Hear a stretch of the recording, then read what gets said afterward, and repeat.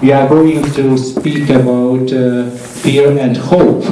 The participants of the roundtable are with very different background actually, so it will be an interesting experiment how they can react to each other, and certainly at the end the audience will be involved into the discussion.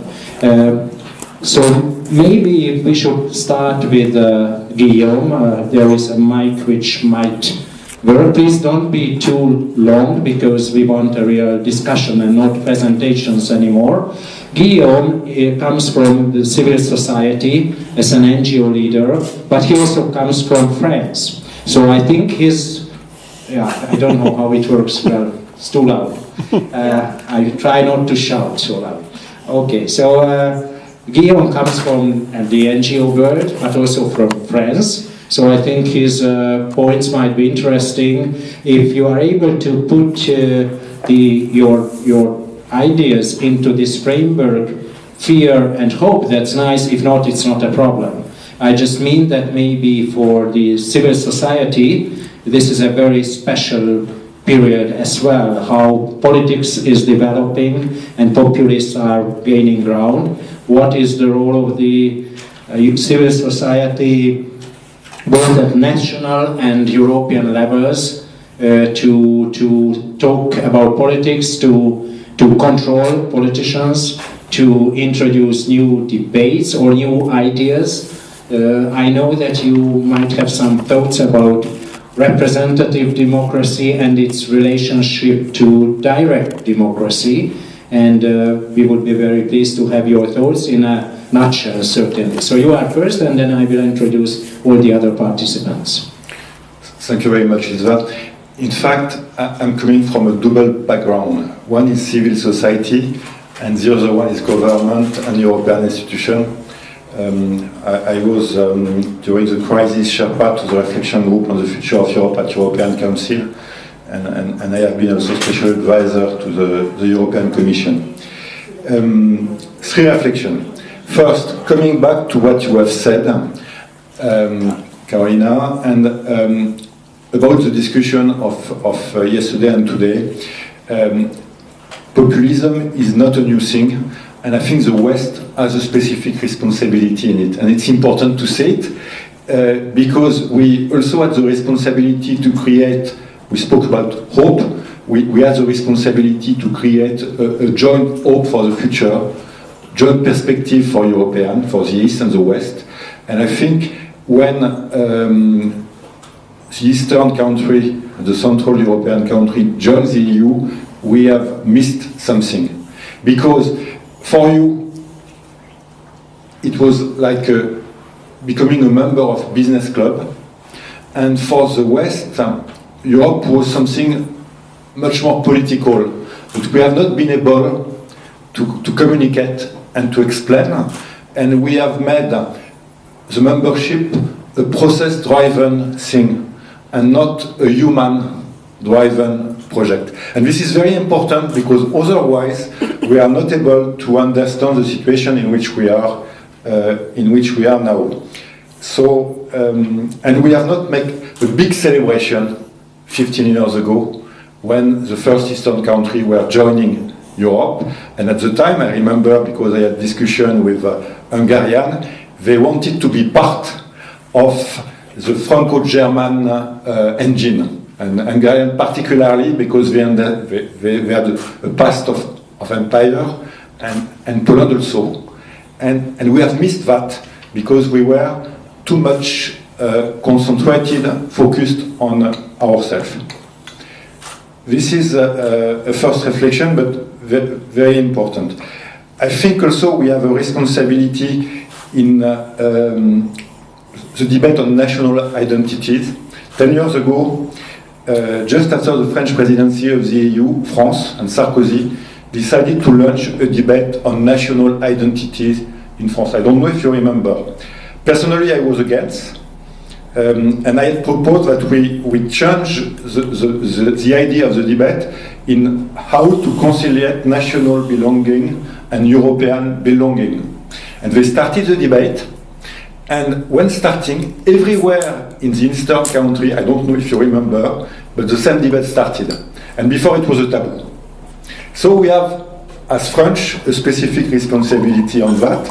And instead of doing something which would have been a hope debate, we came back to the past, but without perspective for the future. Third thing,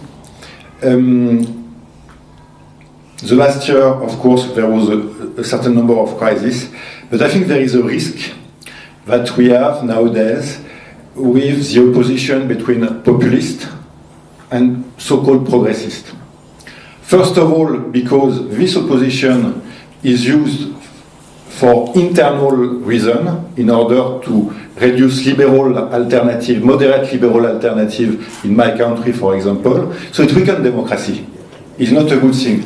And second, it creates an artificial debate between, on the one side, Erdogan, Salvini, and on the other side, Macron. But this is an artificial debate, if we look at it, but it's sustained by itself. So we need urgently to get out of this, because otherwise it will be lethal. And last thing concerning this first one, if we want to have hope, we need to have people to embody this hope. And the political party have a big responsibility. When I am looking at the people being on the European list in my country, I'm not proud. I'm not proud because I know that they will not be able to stand for the European Parliament. And I see the responsibility of my political class to make people which are not adapted to the job and who will not be able to stand for the citizen. And this is a real problem. And this is a real problem. So this was my first reflection. Concerning democracy... Please go ahead, because now we have roundtable and not presentations. Okay. So very quickly, concerning democracy, the intuition we had 3 years ago, just before the Brexit, with a certain number of people, no matter who, but from everywhere in the EU, is the Brexit was a symbol of the fact that we changed democratic era. There was a period where representative democracy was obvious, but when you are coming at the digital time, where the level of knowledge of citizens is very close to the level of knowledge of elected people, when you are in a society of continuous information and huge disruption, you cannot comply with election every 5 years and with a referendum which is very often instrumentalized by the power. So it means that we need to go on inventing democracy.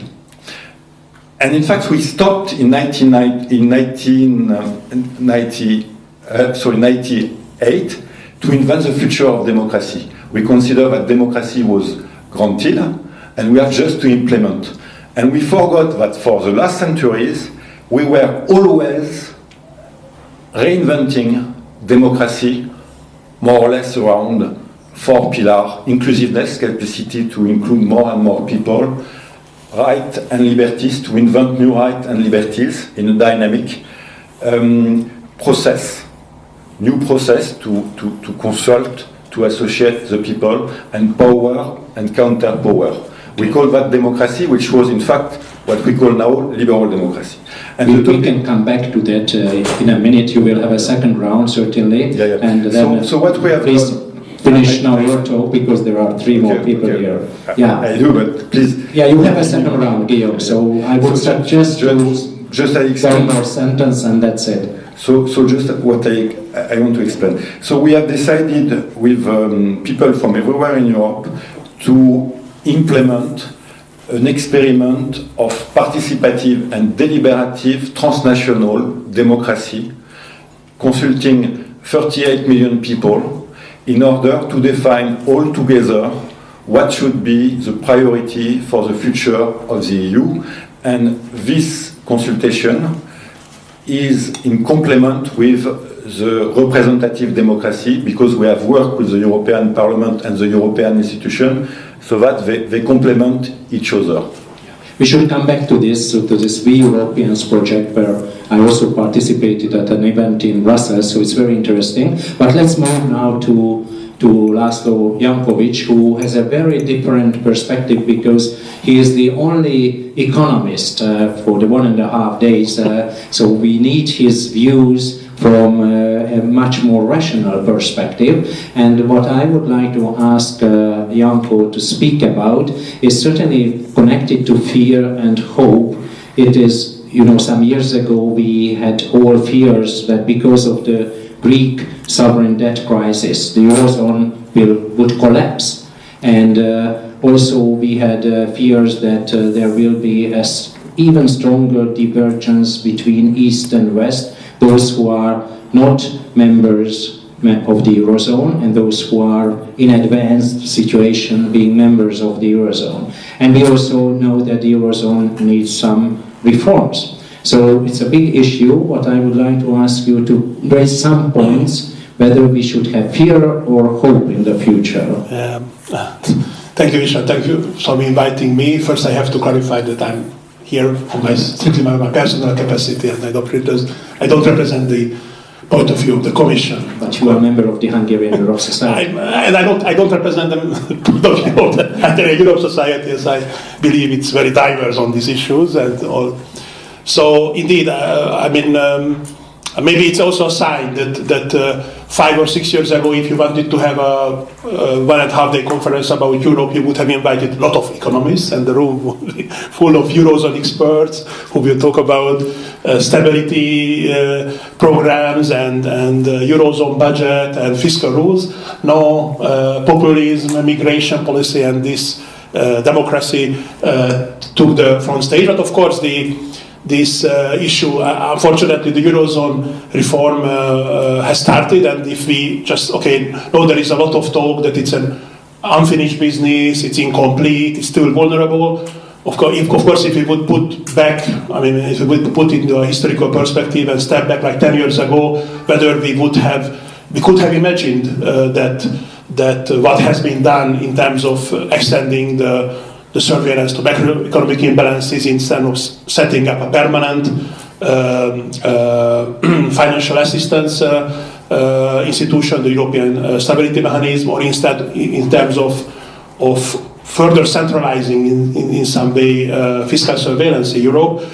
It was unthinkable, and it was the wide dreams of economists, and it has been achieved, and then still there are things to do, whether the new political landscape will be conducive to finish the things, because of course what had been achieved were mainly about the low-hanging fruits in some way. So I usually start the story that I started to work for the Commission in 2006, and one of the first paper I got just for my personal education and reflection was a internal proposal about setting up the European semester and how we can reinforce fiscal rules. And this at the time it was considered to be the widest dream of technocrats.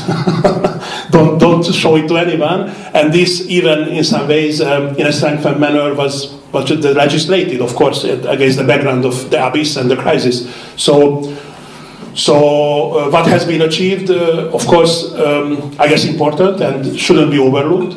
But that's also true that the politically more controversial cases like the European Deposit Insurance Mechanisms, the Eurozone budget, or the final resettlement, of course, of the national and central level in terms of surveillance, these are where there was no discussion. And I always read academic papers and proposals of think tanks, and I'm a regular reader, and they are really enlightening. But sometimes you have the impression that also from Bruegel or SEPS, there are very clear and very good solutions offered, but you have the impression that these proposals sometimes sort of underestimate the political complexity and difficulty, and not just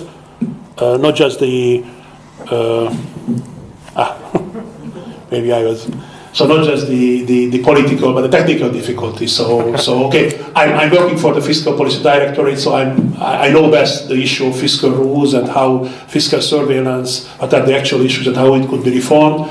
And of course, there are very nice ideas and very clear and transparent rules, but then, of course, the rules should be smart. So sometimes this criticism, I mean, if you have read about fiscal rules and the Stability and Growth Pact, but you must have learned that it's too complex, it's overcomplicated, and it's just unpalatable. It should be radically streamlined. But sometimes these proposals, and it's also true for other areas, but maybe for the fiscal policy field, maybe it's even more pronounced, are sort of not really realistic because there are inherent trade-offs. I mean, you even if you know there is no very popular, maybe you have heard about of many, even the IMF and many think tanks propagate that let's forget this headline balance of 3%, the structural budget balance, which nobody understands.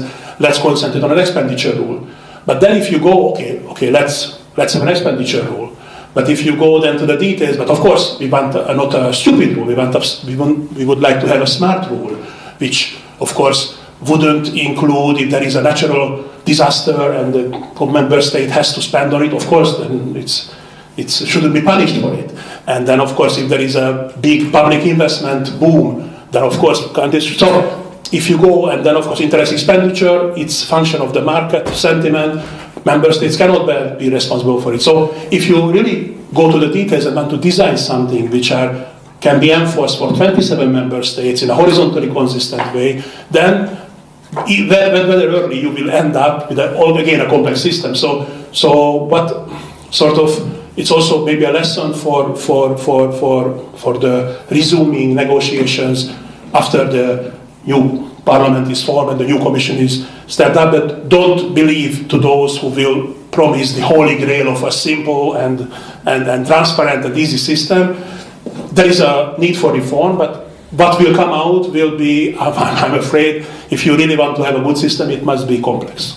We come back to the problems of the Eurozone and economic issues again, but now we will switch to Péter Krekó, who is executive director of Political Capital Institute here in Hungary, in Budapest. And Péter is a social psychologist originally. So maybe in the first round I had the idea maybe you should speak a little bit, what is much more connected to Karolina's speech about conspiracy theories, how much they actually rule our everyday life. You published a book about mass paranoia in Hungarian, and I think we are all interested how your views are connected to Karolina's presumptions. Okay, thank you very much, and thank you for having me. I do think that Karolina's thought on the interconnectedness between emotions and conditions are pretty important. This is something that is the main characteristic of conspiracy theories, where you cannot really separate the two.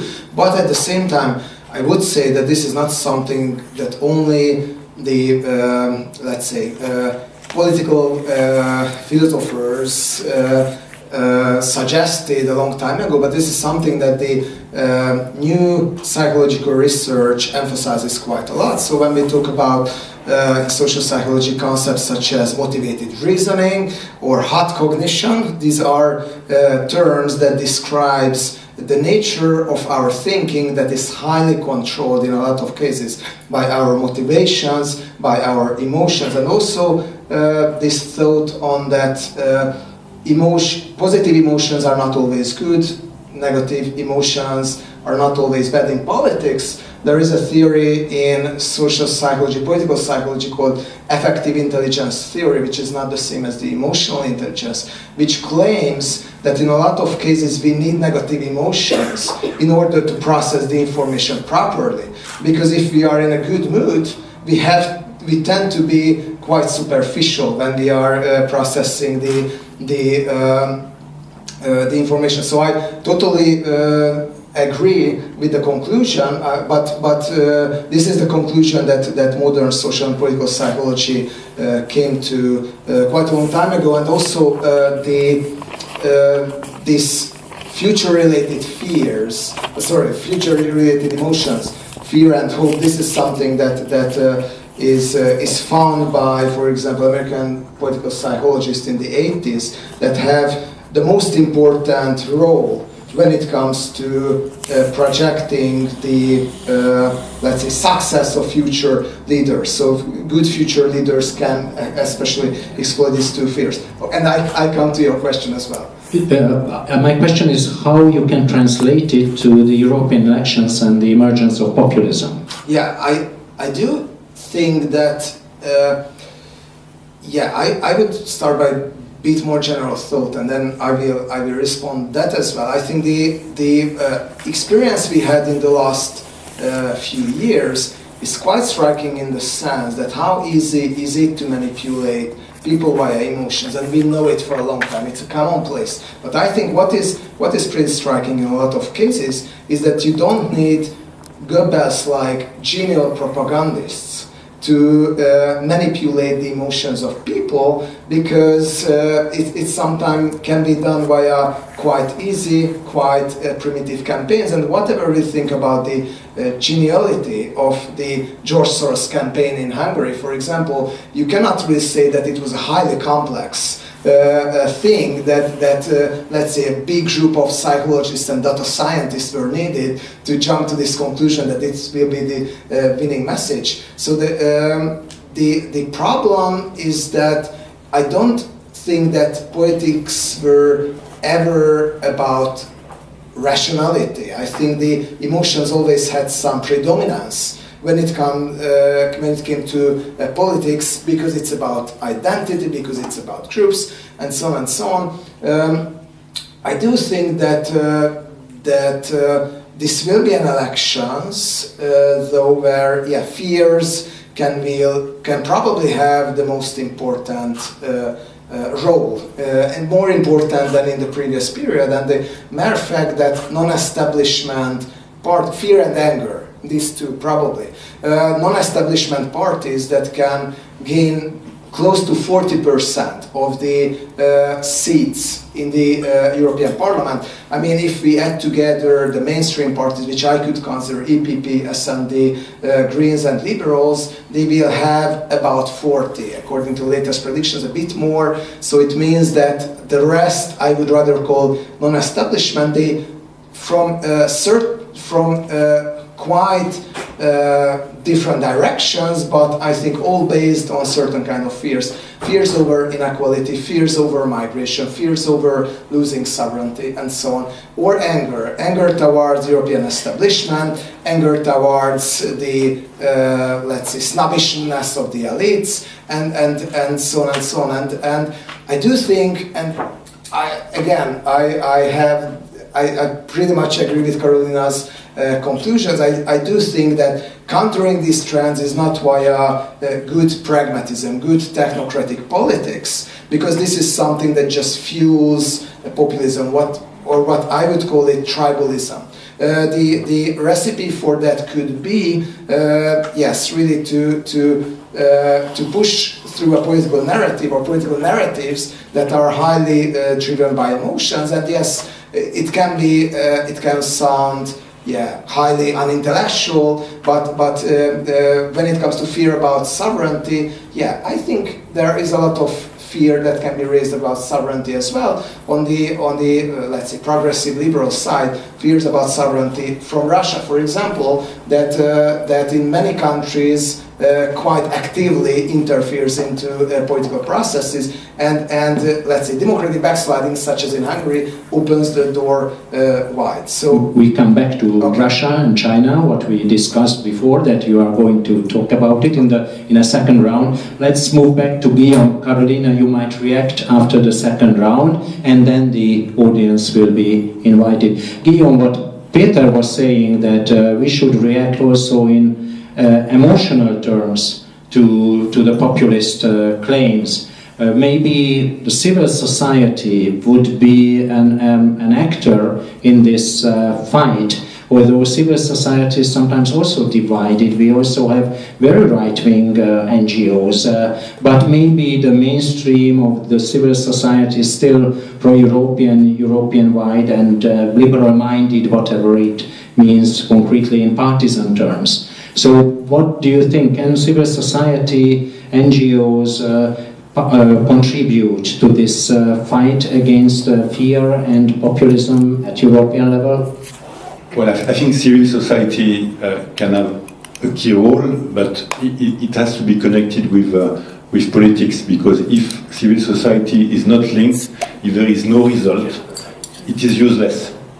This is the first thing.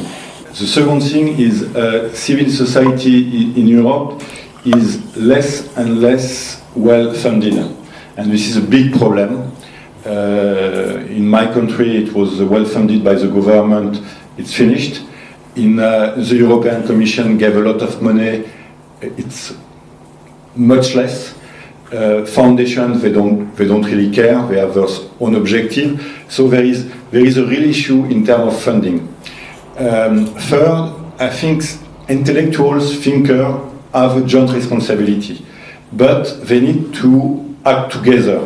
If Bernard-Henri Lévy is coming and doing something by himself, it's very well, but he doesn't want to work with the other. But when all the philosophers want to think together and to try to give a momentum, this has a specific meaning. If it is only individual, it does not work. So there is a need for collective action. If I can give you the example of CIVICO Europa, which is a transnational movement composed of leaders from trade unions, writers, philosophers, politicians. They try to act together in order to define what could gather the European all together. And by doing that, they have a specific echo. Each time we organize a meeting everywhere in Europe, or we make an open, there are hundreds of thousands of people or millions of people who read it, and thousands of people who react. But there is this need for collective action. And we are too much fragmented, and we are not working well enough in terms of civil society. That is my feeling. When we organize conference, sometimes you are going to organize a conference. EuropaNova, which is a think tank I founded, is organizing a conference. We should take the same topic in Europe so that we create an echo effect. And by doing that, we give a European meaning. But if we are doing things on our side, we do not connect, and we need to connect to have a leverage effect. Just to give you a concrete example, so we have made this We European project the last 3 months. We gather 3 million euros in order to try to develop a transnational multilingual consultation.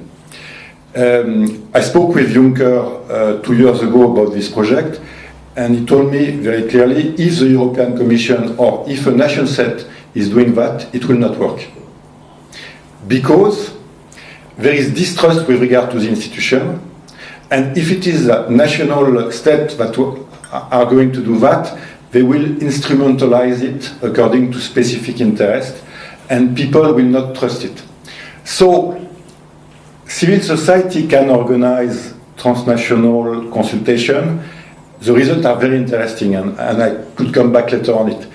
But it makes sense only if there is a political commitment of the institution that they are going to take seriously the result of this consultation. Otherwise, it is useless, and you generate frustration. People say, but what are we doing that? It's useless.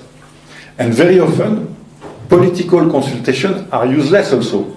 So people have a distrust with regard to this. So we need to create trust. And civil society need to create trust. This means that they need to connect each other, that there should be a clear dialogue between the political institution and the European society. And it means also that we need to find a funding infrastructure in order to support the project. because people are spending most of their time looking for money, and finally the positive energy is really the emerged face of the iceberg, and we are losing a lot of energy on things which are not important for the Commonwealth. So there is a reflection to be conducted so that civil society can be efficient altogether. It is not the case in Europe, and I think it is a reason why also people don't see the common interest of Europeans. The very last thing about the consultation that we did, between a national consultation and a European consultation, we see that the return rate is twice higher for European consultation. It's very interesting because if we have made only disconnected national consultation, it would have not worked. Why it does work? Because people don't want to consider Europe as 27 national silos where everybody is fighting against everybody. So we need to have a clear general interest. And when there is a clear general interest, people consider that we can think each other all together, and it's not at all the same project, but considering that Europe is just an aggregation of 27 nations fighting or competing one against the other. Okay. So it's also a fight for European civil society, and also somehow how NGOs are interlinked with political players, politicians, institutions. Yesterday, Smaran Denaka spoke about the problems of Romania, how civil society in Romania, and it's a case in Hungary as well, has a dilemma how to cooperate with the political elites, with the opposition in this case. And you talked a little bit about something else, but very similar, how NGOs should cooperate with politicians, institutions at European level to create an influential European civil society. I think we should come back to that in the debate. László might continue. You know, I have this obsession with our frame, fear and hope, and I think that you might still talk a little bit about how we had fear that and hope some years ago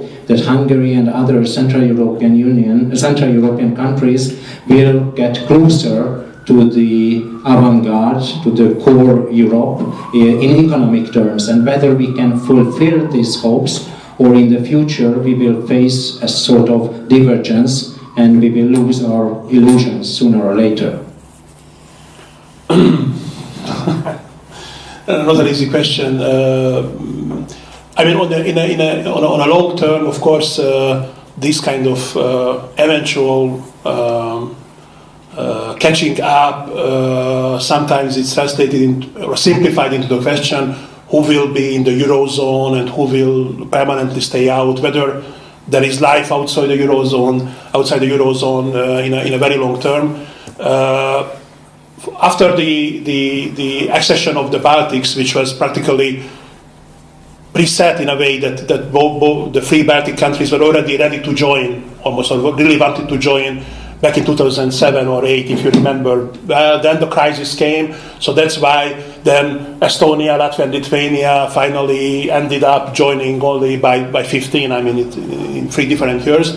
And then at some point it seemed to be a sort of some doldrums in this debate that there is the Eurozone, and then those who are outside from the Central Eastern European country nobody is rushing. But no, of course, the last 18, 24 months, there are developments, and then it started with Bulgaria, who expressed its, I mean, it's not just expressed its plans, but under the policy commitments to be part of ERM2, which is, if you recall, there is the exchange rate criteria, and then this needs to be fulfilled in this sort of ERM2 exchange rate mechanism. So there is the Bulgarian officials are hoping to be able to join in the months after the election, so at the middle of the year. Croatia started the same path. they are also ready to take some policy commitments. Of course, with ready to take some policy commitments, if you would like to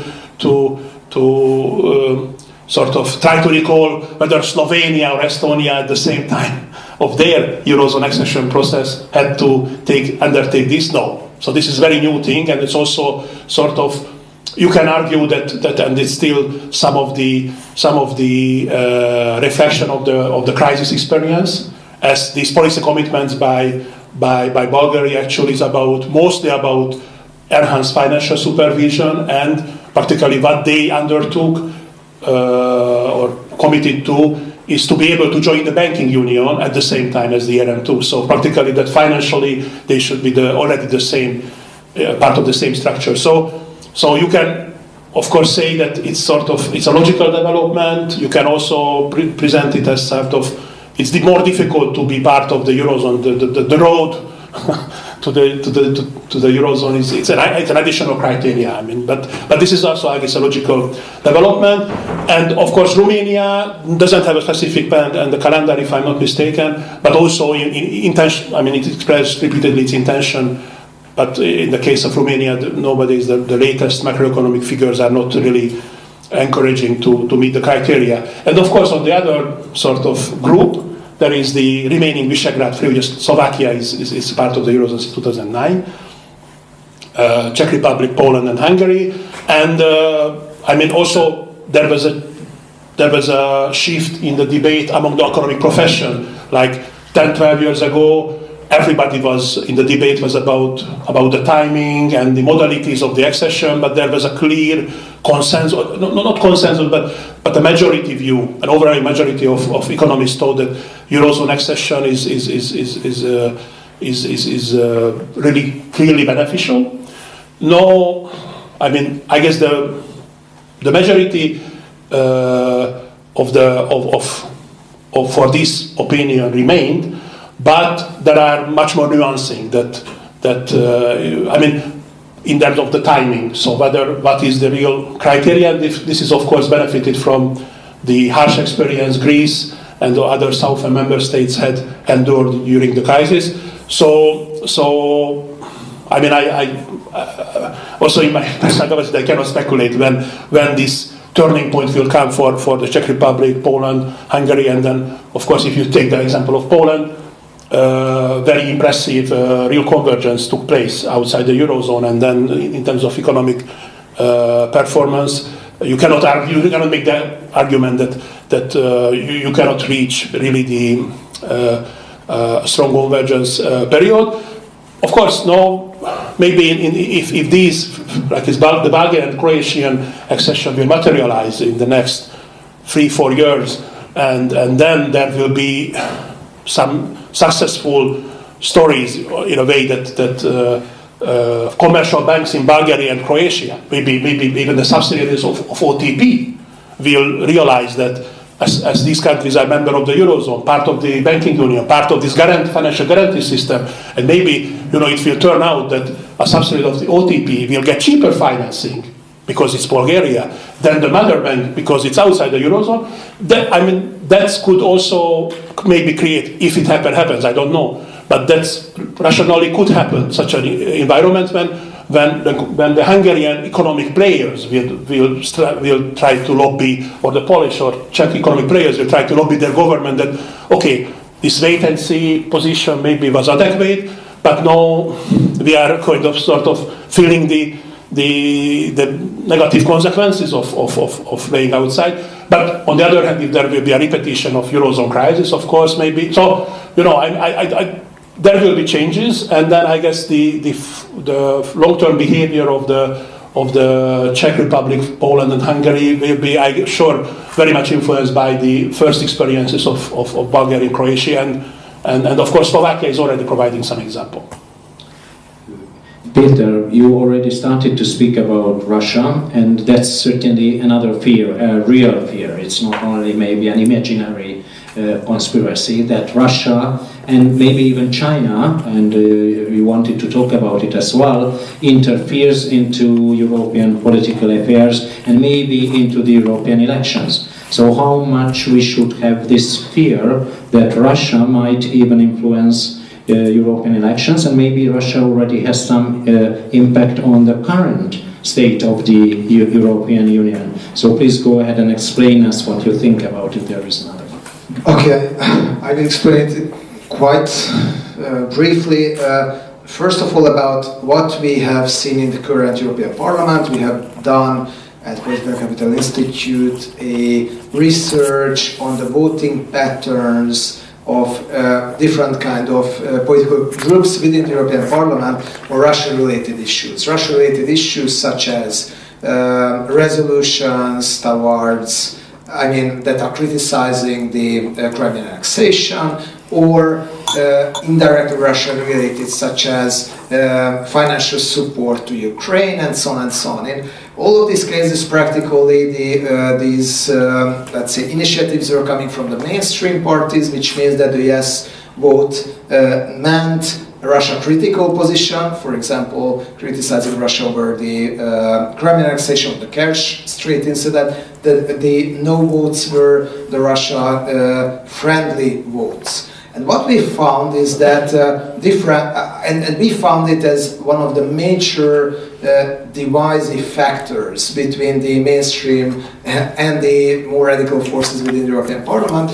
In about 96% of the cases, the members of the ENF voted in favor of Russia in these Russia-related resolutions. In the case of EFDD, it was about close to 80%, and in the case of the radical left group, the Green Alliance and the European Left, it was about 70%. And the more mainstream groups, including ECR, did not even come close, so they voted in a Russia-friendly manner in these decisions in less than 10% of the cases. In the case of SND, it was about 5%. In the case of EPP, it was about 1%. So what we found is that there is a group in the European Parliament of Eurosceptics, of left and right. I don't want to put them in one bracket from every perspective, because they have quite different criticism on the European Union. But when it comes to Russia, when it comes to regarding Russia as a positive counterpoint to the European Union in many respects, we find quite a lot of similarities between the radical left and the radical right. So I'm not a big fan of this horseshoe theory in every respect,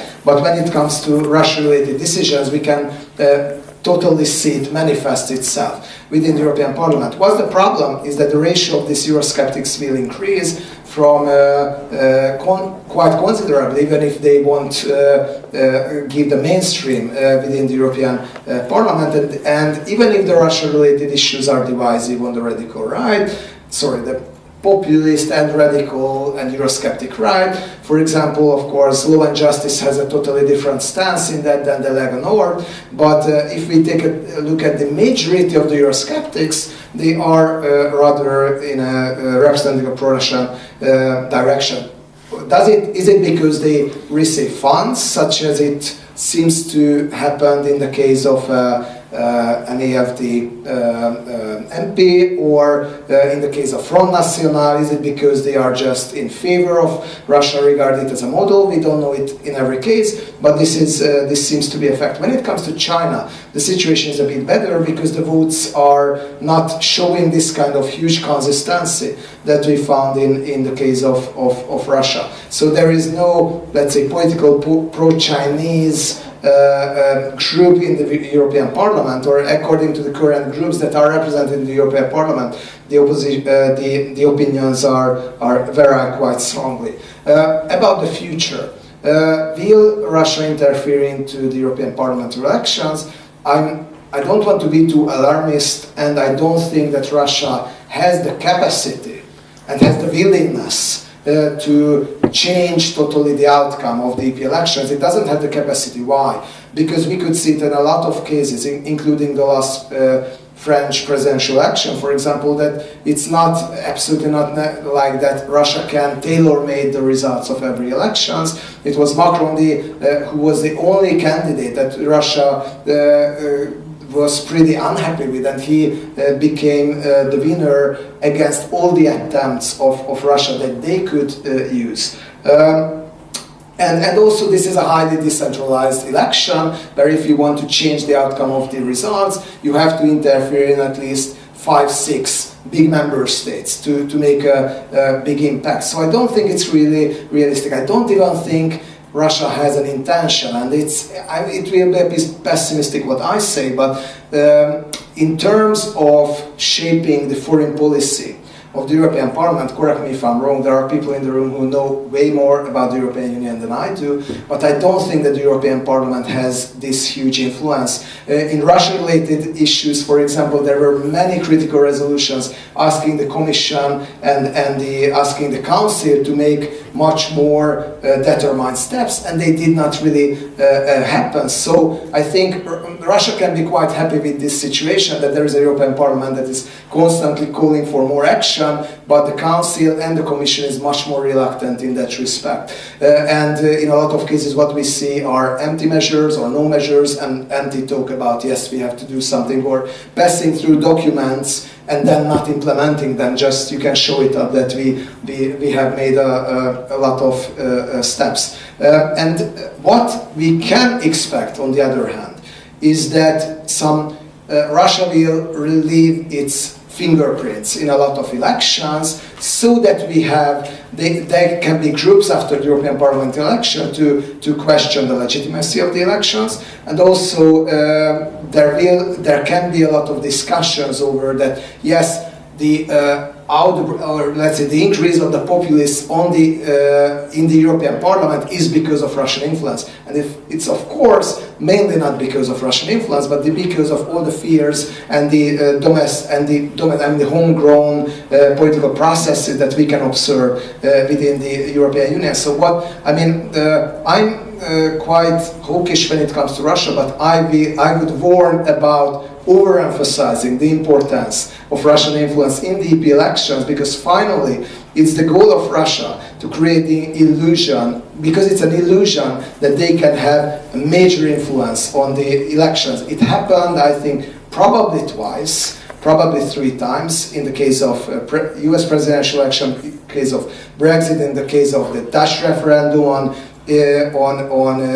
Ukraine-EU relationship. If we don't even know if it really changed the outcome or not, what we know is that there were considerable attempts, but I don't think at all that Russia can do or want to do a lot to substantially change the outcome. It just rather wants an environment where the legitimacy of some elections in some member states are being questioned. Moderate, hawkish approach. Thank you very much. Karolina, you want to react to all the remarks by the others, and then the audience will have an opportunity as well. All the remarks? Whatever. No, so I just wanted to make 3 really quick points. So the first point is about history of ideas and its role for thinking about contemporary politics. I do not intend to say that that the historians of ideas should neglect achievements of social psychology, neurobiology, etc., etc. I rather believe that it is a supply of complementary arguments, and this should be seen as such. So those spheres are actually complementary, and history of ideas basically understood as classical political thinking, basically supplies us with arguments that are connected with the ethical aspects, for example, or they let us ask not only if something is connected with rationality, but also with reason. Reason being an idea of something that is connected with a moral good and moral bad. So this is first point. The second point, we have been talking a lot about emotions today, but we haven't been talking about the particular emotion, or as some say, lack of emotions, which is boredom. And the political importance of boredom. And here I would like to quote a wonderful, marvelous 17th century thinker, La Rochefoucauld, and one of his short sayings when he said that we are eager to forgive those who are boring to us, but we never forgive those who find us boring.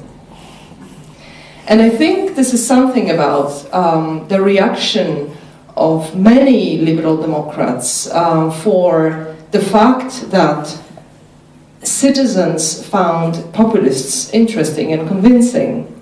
So liberals tend very often, not only in my country, to be very boring, and the greatest insult for them was that they actually were called boring and not engaging, not fascinating.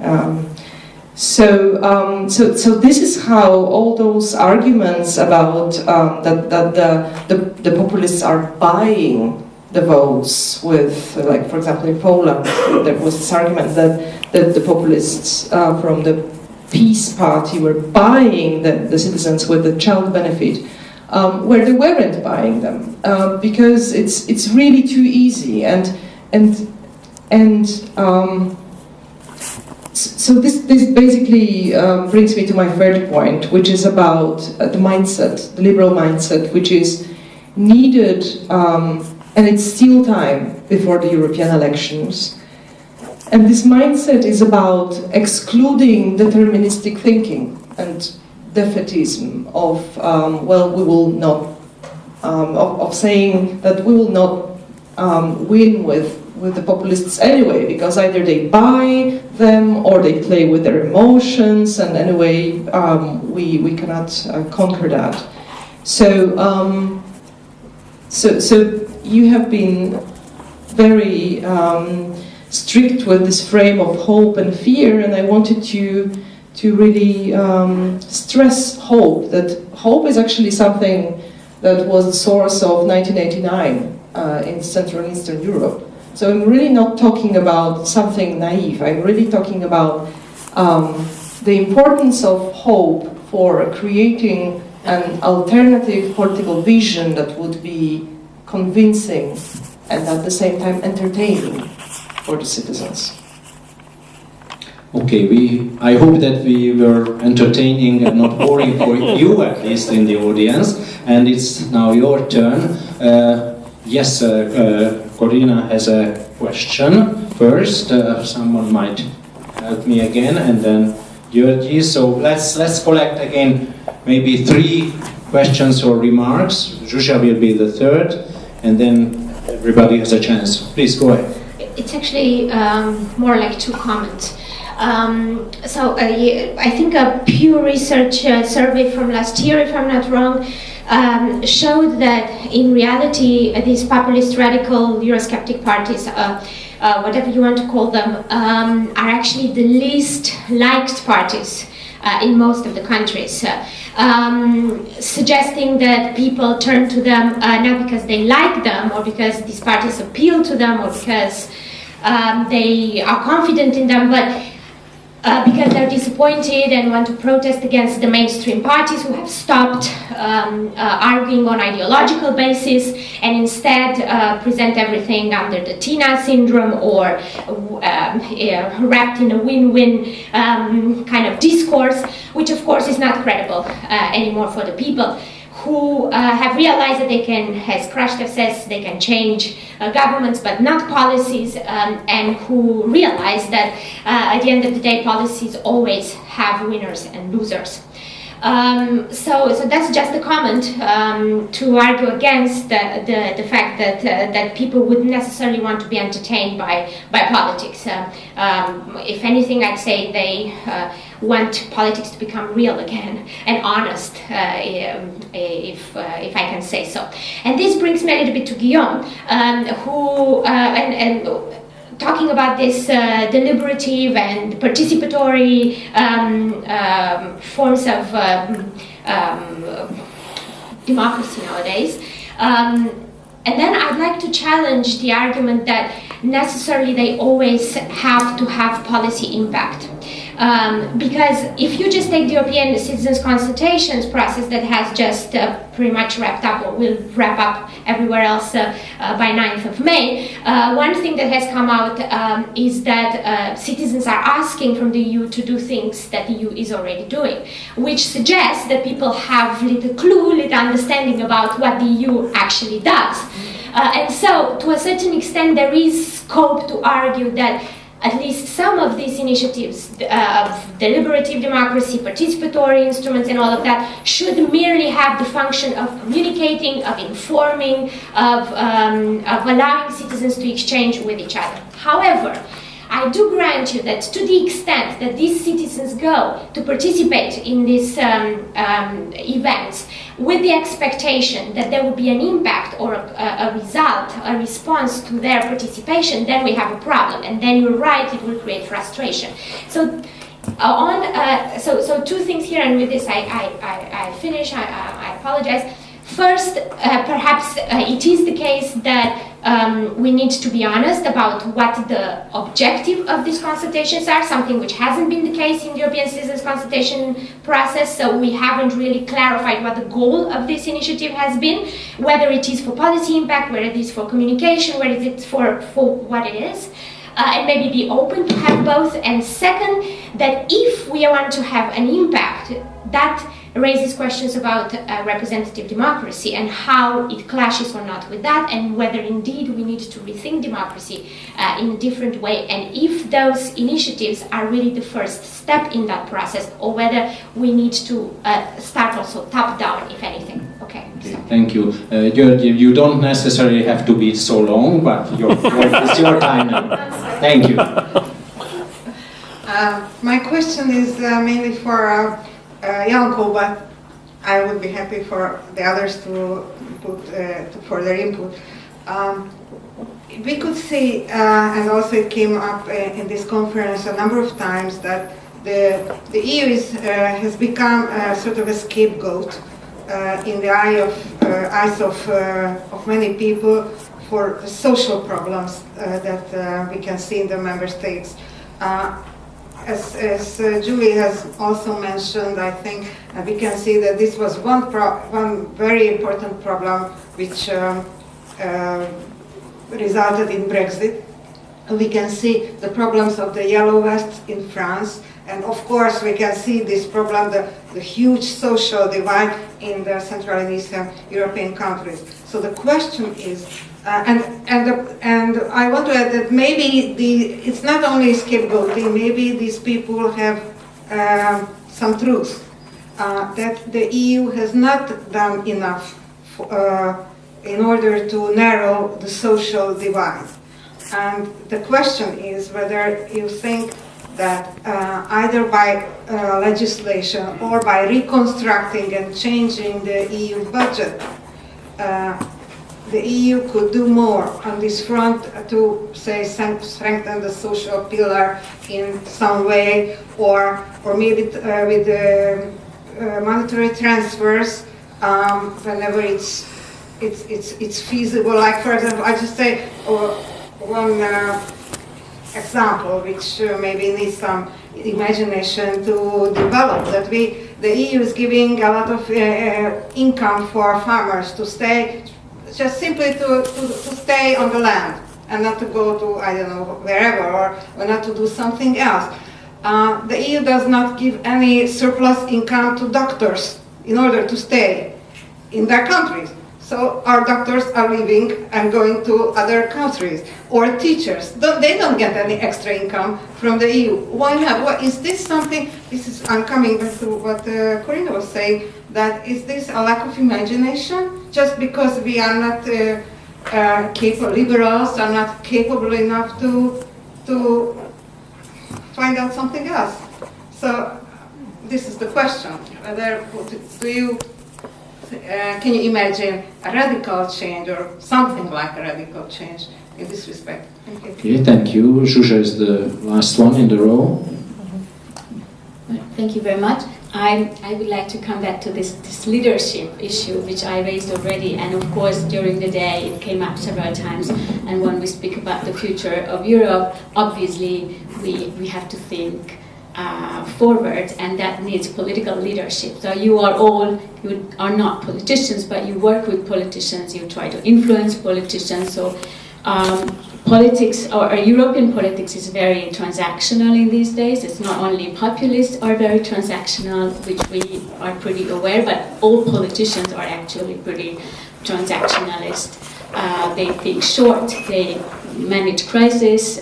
Very few politicians seem to be visionaries. So what do you think in these times would mean a good leadership in European politics? Is it alliance building? Is it mobilization capacity, it's organization, or it's vision? So, I mean, it's a big issue, but what you would think as a most important element of political leadership at European level? Okay, we have more or less 15 minutes left. I would suggest a different sequence now. Maybe Péter should be first, and then Karolina will be the last one again. Okay? Okay, I think I was the only one who was not directly delivered by questions, so I will be pretty short and responding to Zsuzsa's question. I mean, I don't like the simplistic, let's say, populist arguments about that politicians are bad and empty-headed. I have to say that in the European Parliament, and when I'm in Brussels and talking and meeting with politicians, I mean, I have to say it's highly subjective. I'm quite rarely impressed about the political talent, the political, principles, the political leadership, the mobilizational capacity of politicians. So I think they would need all the things what you mentioned. I do think that it's something that is hard to grab, because we all know that in political science we cannot really grab the concept of charisma and so on and so on. It's highly subjective. It's hard to do any objective criteria. But I do think that there is I don't think that transactionalism is something bad, but politicians should know what they want to achieve and stick for that for the longer term. And this is what I, in a lot of cases, especially in the Brussels context, seem that it's quite easily sacrificed on, as you said, short-term goals, and it leads to a situation where, I think that a lot of frustration with the mainstream politics in Europe is justified in that respect, that it's not principled enough, it's too short term, it's not enlightening enough, not motivating enough, and so on. So and it's not just about entertainment. It's about keeping the principles and let's say keeping these principles on the long term. And if we take a look at what the certain groups are doing with their, let's say, ill-behaving members, Social Democrats with the Romanians, European People's Party with Fidesz, that ALDE wanted to include the five-star movement, and Guy Verhofstadt was a key figure who wanted to include five-star movement in this party, which would, ideologically and in terms of principles, I think it's a disaster. I think it highlights quite low leadership skills, in the sense that if there are no principles, then how can you really sell your narrative, your politics? And of course it's different in quite diverse settings like European parties, but something should be identified as the least common denominator and smallest common denominator, and we rarely see it in terms of ethics and morale. Okay, actually, inside ALDE, Verhofstadt was very much criticized, and the ALDE party finally refused the idea.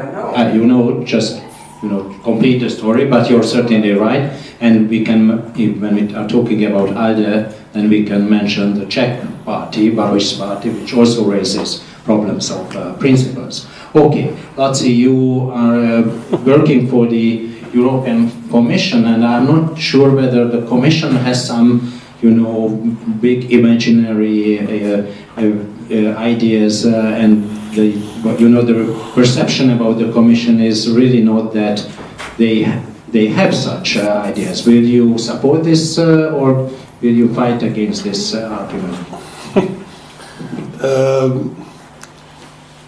The Commission is playing the role which was envisaged as a neutral arbiter and the sort of as the executive branch of the integration.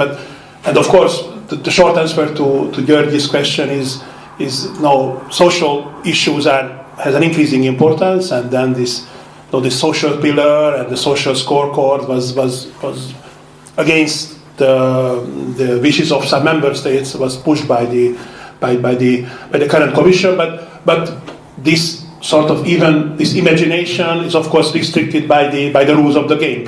By agriculture is a common policy which needs to be exclusively financed from the community budget. Healthcare and other issues are not. So of course the sort in some ways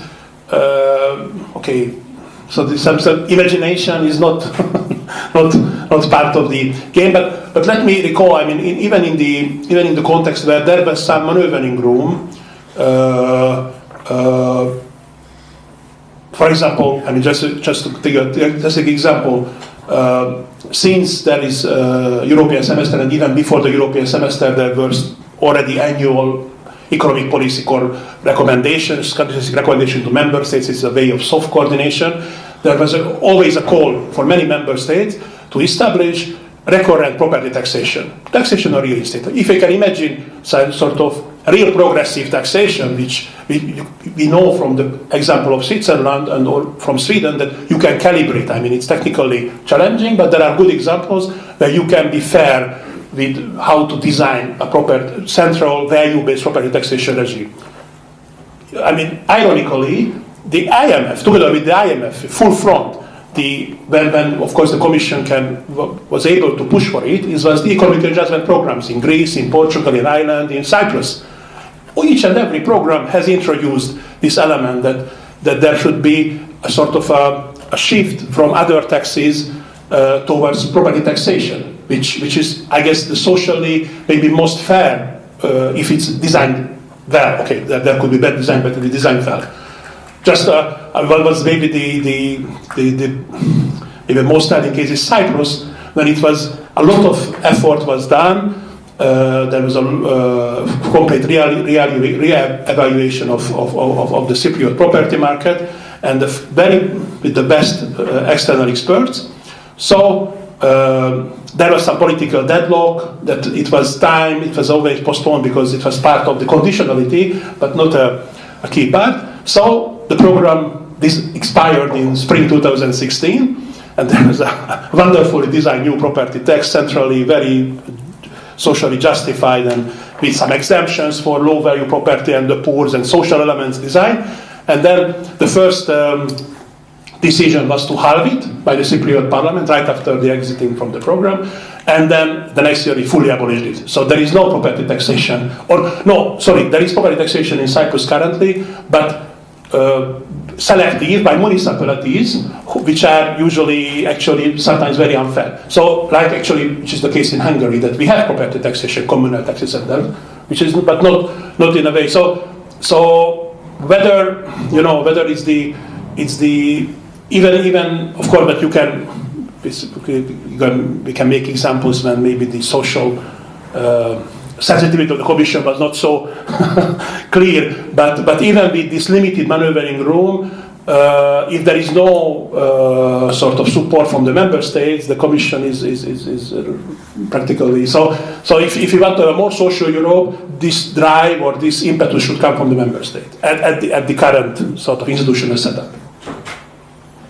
All right, Guillaume, you might react to Karolina's question, I think, about the European Citizens Initiative particularly. No. Sorry?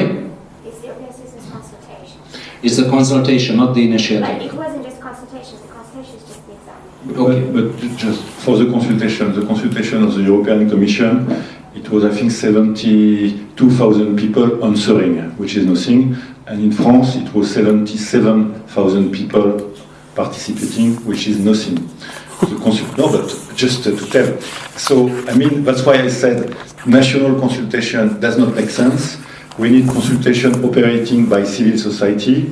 The one we made, we touch 38 million people, 2 million contributed actively, which is huge, but which is very important is at the end of the process, the political leaders have to say what they think about and what they are going to do or not to do about it. Regarding your question on social, let's be very clear. The treaty allows to have a transversal social clause, which allows to put the social thing on all European matter. I can tell you, because I have been at the Council, that most Ministers of Social Affairs are not aware of it. Most Ministers of Social Affairs are not aware of it. Regarding the project, I invite you to have a look at the European Way for a Better Future, which is a collaborative project on the future of the EU, made by intellectuals and politicians from all borders, and it shows that we can have a shared vision of the future of the EU project. The question is, if we want to relaunch the EU, we need to do two things. On the one side, we need to implement the Lisbon Treaty, which is implemented at 30%, more or less. I was in the negotiation 10 years ago when I was special advisor to the French presidency, and there is a certain number of game changers that we can use as early as now to change the relation between the citizen and the EU.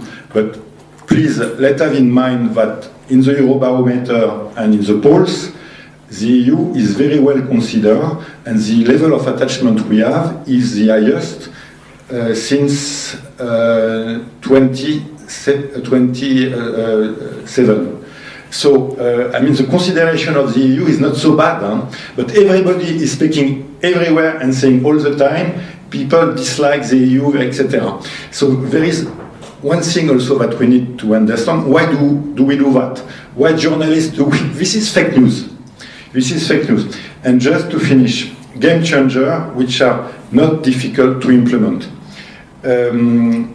Erasmus for young people. We know that 1 week for a boy or a girl between 8 and 12 in a foreign country change her life and connect it to the European project for life. It's not a big amount of money. Why don't we do it? Treaties allow it. Why don't we connect climate change and industrial development? In the European Commission, we are not organized like that. In the European Parliament, we are not organized like that. And in the political discussion, we are not discussing that. And it's not an obstacle of the treaty. It's just political leadership. Who is speaking about that? Nobody. Speed up the European process. It's a concern of Jean-Claude Juncker, but nobody is interested in this. Whereas we are going to have new crisis, and we need to take and implement quick decision. This can change the game. And last thing, we have a real issue with regard to the media ecosystem, which can implode in the next 5 years. The European Commission is ready to develop a new industrial policy for media in order to relaunch the media and then the democratic process. We can do it, but it's a question of political will, and there is another time no political leader, even Macron or Merkel, who are interested in it. Why? Okay, thank you.